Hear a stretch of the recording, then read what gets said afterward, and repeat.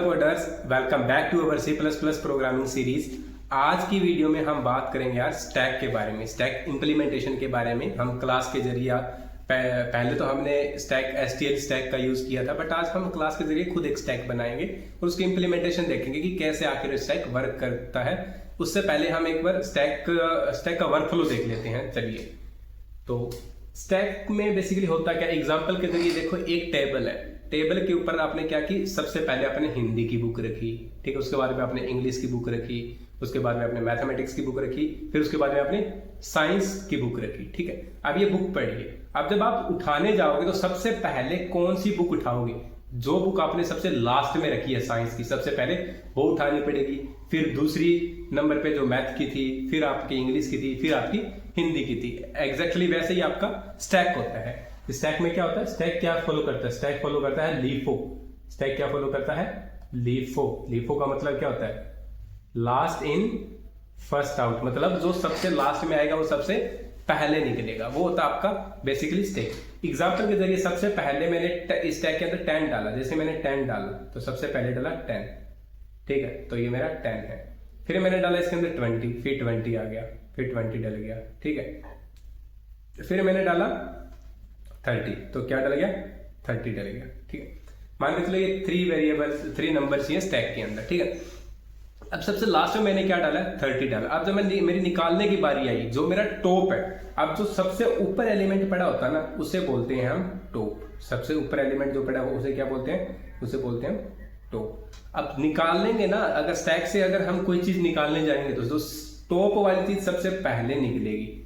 जो आई सबसे लास्ट में थी, बट वो निकलेगी सबसे पहले।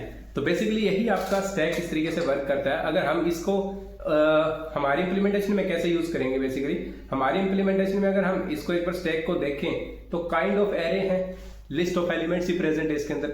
तो हमें क्या बनानी पड़ेगी? एक एरे बनानी पड़ेगी, एक एरे बनानी पड़ेगी, है ना। तो ठीक है, एक एरे हम बनाएंगे, हमारी इंप्लीमेंटेशन एक बार देख रहे हैं हम, ठीक है। तो इसका कुछ ना कुछ साइज भी होगा बेसिकली, हाँ, इसका कोई ना कोई, क्योंकि एरे बन रही है तो उस एरे का कोई ना कोई साइज भी तो होगा। नॉर्मल सी चीज है। देखो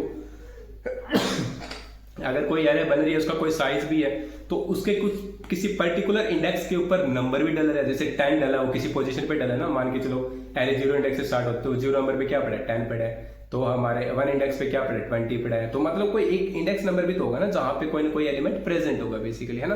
तो हमारा ऐसा कुछ हम क्या लेंगे?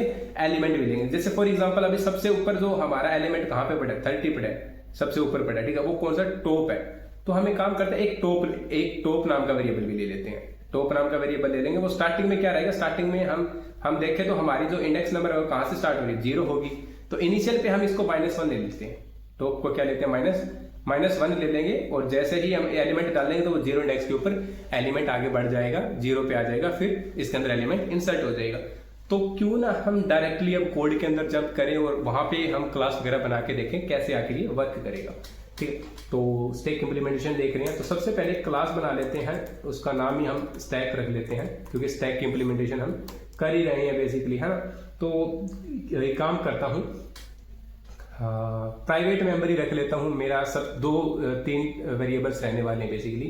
क्या क्या रहने वाले हैं? एक तो एरे होगा, दूसरा साइज होगा, तीसरा टॉप होगा। 3 वेरिएबल्स बनने वाले हैं बेसिकली, ठीक है। तो इंट एक पॉइंटर बना लेता हूं, एक पॉइंटर मेरा एरे होगा, ठीक है। इंट उसका कोई ना कोई साइज होगा, उस एरे का साइज होगा, और एक मेरा टॉप होगा, इंट मेरा टॉप होगा, एक मेरा टॉप होगा। तो ये बेसिकली मेरे 3 वेरिएबल रहने वाले हैं जो मेरे को हेल्प करेंगे, क्या नाम लेते हैं, इंप्लीमेंटेशन में, स्टैक इंप्लीमेंटेशन के अंदर, ठीक है। तो अभी क्या करता हूं कि मेरे को स्टैक में क्या है, स्टैक को मेरे को इंसर्ट करनी पड़ेगी, कोई ना कोई वैल्यू इंसर्ट भी करनी पड़ेगी। इंसर्ट के अलावा मेरे को क्या करना है? मेरे को गेट भी करना पड़ेगा, देखना पड़ेगा कि टॉप के ऊपर क्या पड़ा है, ठीक है। अगर मेरी स्टैक फुल हो चुकी है तो मैं इसके अंदर इंसर्ट ओवरफ्लो हो जाएगी, वो इंसर्ट कर नहीं सकता। अंडरफ्लो भी हो जाएगी कि मैं अगर पुश करने जाऊं, पॉप करने जाऊं, जैसे एग्जांपल के जरिए देखो, अगर मैं जब इसके अंदर कोई ना कोई एलिमेंट डालता हूं ना, कोई एलिमेंट डालता हूं, इसको क्या बोलते हैं? इसको बोलते हैं पुश। इसको क्या बोलते हैं? पुश। जब इसके अंदर से मैं अगर कोई ना कोई एलिमेंट निकाल रहा हूं तो इसको क्या बोलते हैं? पॉप। इसको बोलते हैं पॉप बेसिकली, ठीक है। हाँ जी, तो अभी हम करेंगे पुश पॉप। हमारा टॉप भी चेक कर सकते हैं हम, तो इंसर्ट करेंगे, पुश भी करेंगे, पॉप भी, ये सारे मेथड्स हमें बनाने पड़ेंगे। ठीक है, तो एक काम कर रहे थे, सबसे पहले पुश का मेथड बना लेते हैं। ठीक है, तो उससे पहले एक चीज और करते हैं हम। जैसे देखो हम, मैं क्या करूंगा, इसको इनिशियलाइज तो कर दिया मैंने, मैं तो सॉरी डिक्लेयर तो कर दिया वेरिएबल्स, इनको इनिशियलाइज भी करना पड़ेगा, है ना। इनिशियलाइज कैसे करना पड़ेगा, टॉप को कहाँ लेके जाना पड़ेगा, टॉप को -1 देना पड़ेगा, एरे को भी साइज देना पड़ेगा। तो एक काम करता हूँ, तो सबसे पहले मैं स्टैक का एक ऑब्जेक्ट बना लेता हूँ, एसटीके मैंने एक स्टैक का ऑब्जेक्ट बना लिया। इसके अंदर साइज भेज देता हूँ, मान के चलो मैं 5 साइज भेज दिया मैंने, 5 साइज का मेरा जो रहने वाला स्टैक रहेगा। ठीक है, तो मैं कंस्ट्रक्टर को, मेरे को पता है कंस्ट्रक्टर कैसे बनता है, पब्लिकली कंस्ट्रक्टर बना लेता हूँ। इसके अंदर मैं स्टार्टिंग में क्या भेज रहा हूँ, एक इंट साइज भेज ही रहा हूँ। ठीक है, सॉरी ये क्या हो गया, गलत जगह पे चीज गलत रहेगी। ठीक है, तो साइज तो मैं भेज दे रहा हूँ। अब मैं क्या करता हूँ, सबसे पहले मैं मेरे स्टैक के साइज को फिक्स कर देता हूँ। अब दिस कीवर्ड जो होता है वो क्या करता है, दिस कीवर्ड इस पर्टिकुलर ऑब्जेक्ट के जो अंदर वेरिएबल्स बने हुए हैं उनको रेफरेंस करता है, दिस कीवर्ड। ओके, ठीक है, तो दिस का साइज मतलब इस ऑब्जेक्ट का जो साइज वेरिएबल रहने वाला है वो साइज को ये रेफरेंस करता है। उसका साइज क्या करेगा, ये जो इसने कंस्ट्रक्टर में भेजा वो साइज कर देगा। ठीक है, इसके बाद में एरे मैंने पॉइंटर बनाया था, तो डायनेमिकली इसको मैं क्या करता हूँ, साइज फिक्स कर देता हूँ। इसका साइज क्या है, मेरा साइज ये है, तो मैंने साइज दिया।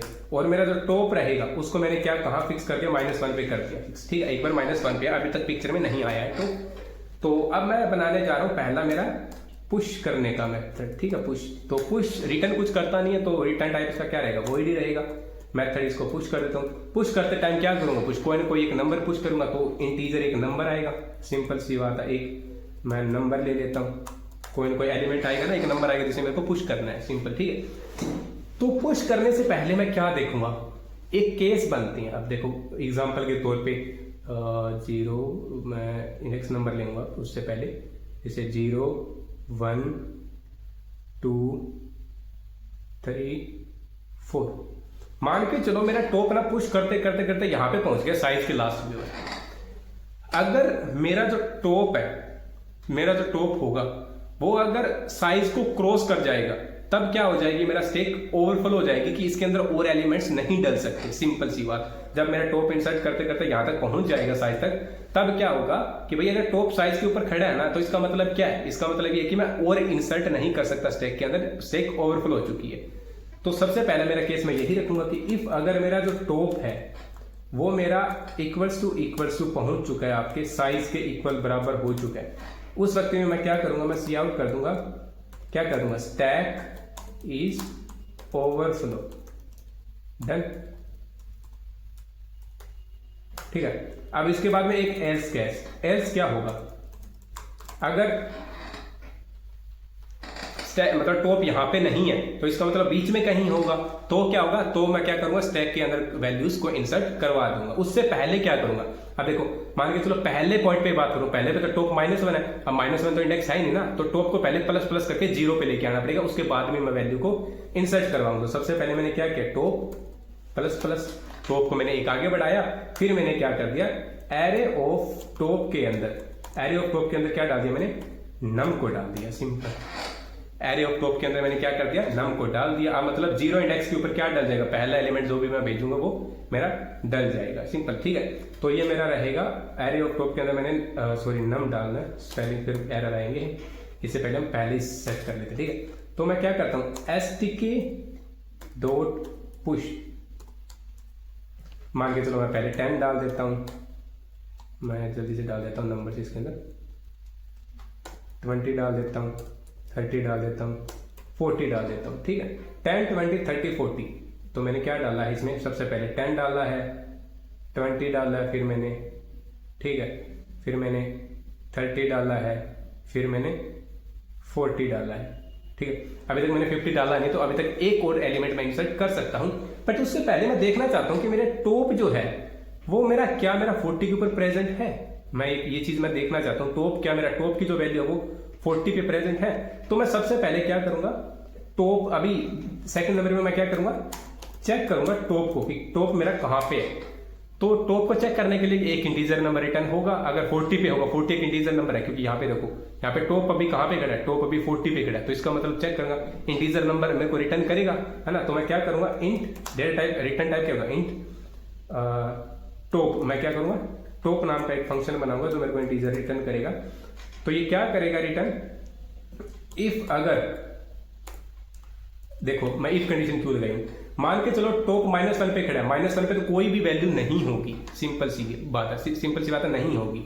तो नहीं होगी तो वो क्या करेगा, इफ अगर टॉप जो है नॉट इक्वल्स टू -1 है, उस वक्त क्या करेगा, तब ये रिटर्न कर देगा, क्या रिटर्न करेगा, तब ये रिटर्न करेगा array of top. Array of top मतलब मान के लो टॉप यहाँ पे खड़ा, तो एरे ऑफ, ये एरे का टॉप 40 होगा, तो ये रिटर्न क्या करेगा, 40 करेगा। एल्स ये क्या रिटर्न कर देगा, एल्स ये रिटर्न कर देगा -1। एल्स मैं इसको रिटर्न करवा देता हूं -1। देखो रिटर्न तो जो करेगा, चाहे इफ कंडीशन हो चाहे एल्स कंडीशन, रिटर्न तो जरूर करेगा, है। तो मैं एक बार चेक कर लेता हूं कि मेरा टॉप कहां पे खड़ा है। सी आउट करता हूं मैं, सी आउट टॉप इज, ये फंक्शन मैं कॉल करूंगा, हैंडल होगा टॉप की, किसका फंक्शन है, एस टी के का फंक्शन है, एस टी के डॉट टॉप, ठीक है। इसको मैं कमेंट कर देता हूं ताकि ये इंटरप्ट ना करे हमें। तो इफ अगर मेरा कोई गलती ना हो अब तक, तो मेरा टॉप 40 आ जाना चाहिए। एल्स में आया है एरर, क्योंकि टॉप के बाद में मैंने सेमीकोलन नहीं लगाया।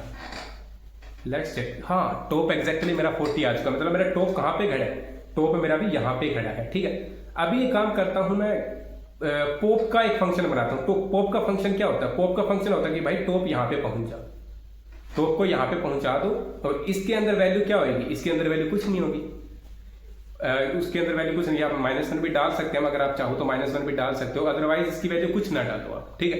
कुछ ना डालो, टॉप को सिर्फ माइनस कर दो, तो टॉप कहाँ पहुंच जाएगा, यहाँ पे पहुंच जाएगा, ठीक है। तो पुश करते हैं, ये आप क्या करते हैं, सॉरी पॉप, अब पॉप मेथड का यूज करते हैं निकालने के लिए।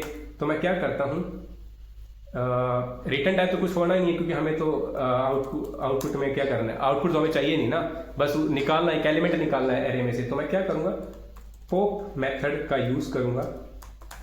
इसमें सबसे पहले मैं कंडीशन चेक करूंगा। क्या कंडीशन चेक करूंगा, देखो अगर मान के चलो टॉप मेरा क्या है भाई 0 पे खड़ा है, 0 पे खड़ा है तो क्या होगा, टॉप माइनस हो जाएगा, अगर 0 पे खड़ा है तो माइनस हो जाएगा।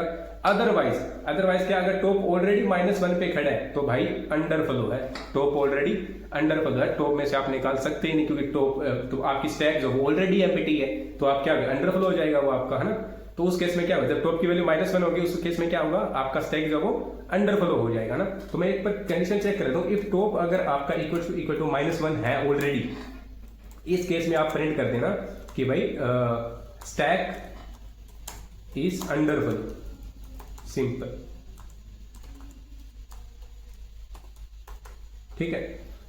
एल्स अदरवाइज आपका जो टॉप है वो कहीं बीच में लाई कर रहा है, मतलब 0 से बीच में आगे लाई कर रहा है, तो टॉप को क्या करोगे, माइनस कर दो, टॉप को क्या कर दो, एरे ऑफ टॉप में आप 0 डाल दो, डाल ही सकते हो, माइनस वो भी डाल सकते हो। एरे ऑफ टॉप में क्या कर दोगे, एरे ऑफ टॉप में -1 डाल दो, चलो -1 डाल दो, और टॉप को क्या कर दो, माइनस कर दो, सिंपल।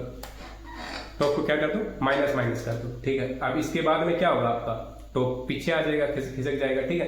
तो एक बार मैं चेक करके देखो क्या 30 आ जाएगा पॉप करने के बाद में। इफ अगर मैं stk.pop, p कैपिटल होगा, मैंने स्मॉल लेटर में ले लेते हैं यार, सॉरी स्मॉल लेटर में लेते हैं, पॉप। अगर मैं पॉप मेथड को कॉल करता हूं, उसके बाद में अगर मैं मेरा stk टॉप चेक करता हूं, तो क्या मेरा 30 आना चाहिए, एज पर लॉजिक तो यस 30 मेरा आ चुका है। तो इसके बाद में मैं एक काम कर सकता हूँ क्या, मैं एक बार इसको छोड़ो, मैं ओवरफ्लो करने की कोशिश कर रहा हूँ, ठीक है। यहाँ पे मैंने 50 डाला, क्या मेरा 50 डल जाएगा, फिर मैं टॉप चेक करूंगा तो मेरा टॉप कहाँ पे खड़ा होना चाहिए, टॉप मेरा 50 पे प्रेजेंट होना चाहिए, टॉप मेरा 50 पे, ये बिल्कुल डन है, ठीक है। अब मैं काम करता हूँ, इसको ना यहाँ पे ले आता हूँ, टॉप मेरा 50 पे होगा, अल्ट शिफ्ट डाउन, यहाँ पे मैं टॉप को प्रिंट करवाने के बाद में मैं 60 इंसर्ट करने की कोशिश करूं। अगर मैं 60 को इंसर्ट करूं तो मेरे को क्या आना चाहिए, सॉरी, अगर मैं 60 को इंसर्ट कर रहा हूं तो मेरा क्या आना चाहिए, मान के चलो 50 तो डल गया, यहाँ पे 50 तक आ चुका है, हम 50 अब मैं 60 डालने की कोशिश कर रहे हैं। जो टॉप मेरा वो साइज तक ऑलरेडी पहुंच चुका है। अगर पहुंच ही चुका है तो भाई क्या होगा, इस बार तो ओवरफ्लो हो जाना चाहिए, बेसिक सी बात है, ओवरफ्लो हो जाना चाहिए। एक बार मैं फिर से लॉजिक चेक कर लेता हूँ कि साइज -1 के इक्वल होना चाहिए। वैसे टॉप जो है -1 के इक्वल होना चाहिए, साइज के नहीं, साइज माइनस, क्योंकि साइज -1 के इक्वल क्यों, साइज -1 के इक्वल क्यों, क्योंकि साइज की वैल्यू तो 5 है, बट हमारा इंडेक्स कहां तक चलता है, 4 तक चलता है ना, तो साइज -1 होना चाहिए। तो बेसिकली साइज -1 होगा। अब अगर मैं कोशिश करता हूं, टॉप मेरा 50 आना चाहिए और स्टैक ओवरफ्लो दिखाना चाहिए। डन, 50 टॉप मेरा 50 पर खड़ा है। उसके बाद में जब भी मैंने 60 डालने की कोशिश करी ना, पुश करने की कोशिश करी, तो मेरे को क्या दिखा रहा है, स्टेक जो है आपका ओवरफ्लो हो चुका है, तो आप और एंट्री नहीं कर सकते। ठीक है, एक केस हम क्या करते हैं, अंडरफ्लो का भी देख लेते हैं। अब मैं ये हटा देता हूं। ठीक है, अब मैं क्या करता हूं, मैं इनको कमेंट कर देता हूं। मैंने क्या किया, मैंने सिर्फ एक ही एलिमेंट डाला है। अब मेरा टॉप देखता हूं, टॉप क्या मेरा 10 पे खड़ा है, टॉप मेरा 10 पे खड़ा है। उसके बाद में मैंने क्या किया, टॉप मेरा 10 पे खड़ा है, उसके बाद में मैं पॉप करवाने की कोशिश कर रहा हूं। तो आई थिंक पॉप तो हो जाना चाहिए, क्योंकि एक केस में तो पॉप हो जाएगा ना। हाँ, पॉप हो जाएगा। इससे पहले एक पॉप करवाता हूं। अब इस केस में क्या होगा, अब मैंने ऑलरेडी 10 निकाल चुका हूं, ऑलरेडी मैं 10 निकाल चुका हूं, तो मेरा क्या होगा, टॉप तो कुछ बचेगा नहीं। देखो मेरा 10 था यहाँ पे, अब ये 10 ऑलरेडी निकल चुका है, टॉप -1 हो चुका है। तो टॉप -1 का तो एरे का कुछ वैल्यू है ही नहीं ना, तो इसमें क्या आना चाहिए, अंडरफ्लो आना चाहिए। Basically stack is underflow, basically हमारा स्टैक है उस तरीके से वर्क कर रहा है। ठीक है, तो हमने तीनों मेथड करके देख लिया, हमने पुश भी करवा के देख लिया और हमने टॉप भी चेक कर लिया कि हमारा टॉप कहाँ पे है स्टैक का, और हमने पॉप भी नहीं करके देख लिया कि स्टैक में से हम कैसे एक एलिमेंट को आउटपुट दे सकते हैं, कैसे हम निकाल सकते हैं स्टैक में से। तो दिस इज हाउ आपको जो स्टैक की इंप्लीमेंटेशन है, जो हमारे उप्स कॉन्सेप्ट्स के जरिए, वो आपको अच्छे से समझ आई होगी। तो अभी हम आपको नेक्स्ट लेक्चर में मिलेंगे किसी नए टॉपिक के साथ। तब तक के लिए take care and thank you so much for watching.